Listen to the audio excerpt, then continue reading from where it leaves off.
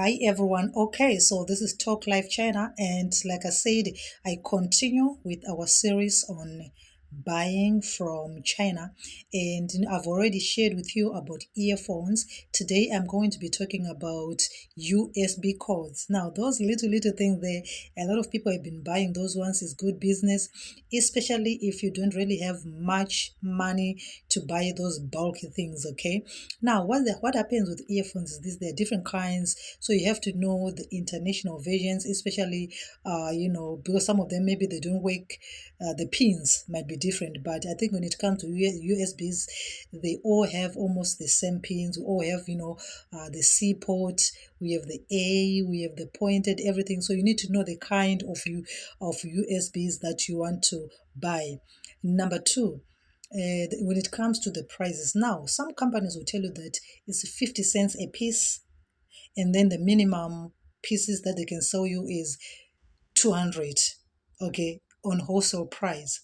Now after that, you also have to consider shipping, because all the time after everything has been said, there is always shipping to consider. Like I've already spoken about in my previous videos, that shipping, the only thing, especially if you want to do business, is by sea.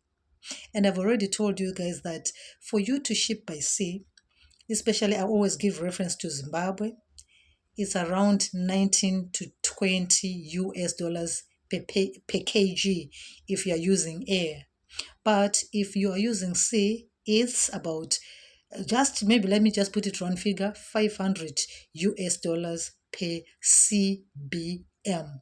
Now, when we're talking about a CBM, we're no longer talking about something small. We're talking about a lot of things can fit into a CBM. So I don't know how much USBs can you fit in the in a CBM, unless you want to open a wholesale yourself as well. So those are the things that you have to consider. However, like I said as well, there are some sea shipping companies whereby they will just charge you by kgs, but it is going to be way cheaper than by air. All right, so that's another commodity that is a lot of people have been buying. You can try that. That is a very easy thing to sell. Everyone needs some USB cords. Those things, they break a lot easily. Those things, they get lost a lot. So people are always buying those kind of stuff. So that's another little commodity that people have been buying from China. But don't forget, I'm going to give you a lot of these commodities. You're going to see a lot of them. So like I said, it's a series that I'm going to be doing right now up until I think like I've exhausted everything. Don't forget that upcoming video, I'm going to be sharing also something linked to women, and also know that women have got their own kind of commodities that they like, especially for doing their own kind of businesses. I'm going also to get into that until I get to the bigger things. Remember, I'm also sometimes visiting these manufacturing companies.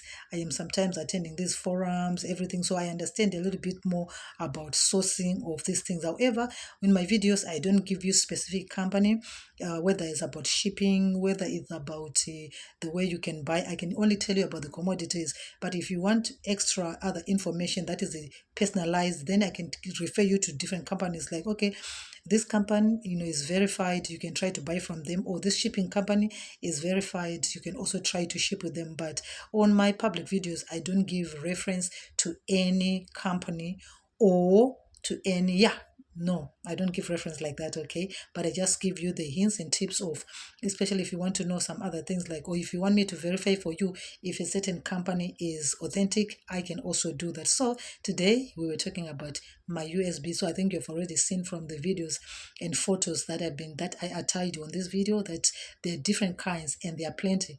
Now, like I said, you can either buy in bulk, or some people opt to buy one in those shops, whereby you know that if you order 10 of them, you can easily check and see if they work. But those things can only be done by people in China, because it's easier for us to receive and try, and if it doesn't, we don't like it or it doesn't work, we can easily return it.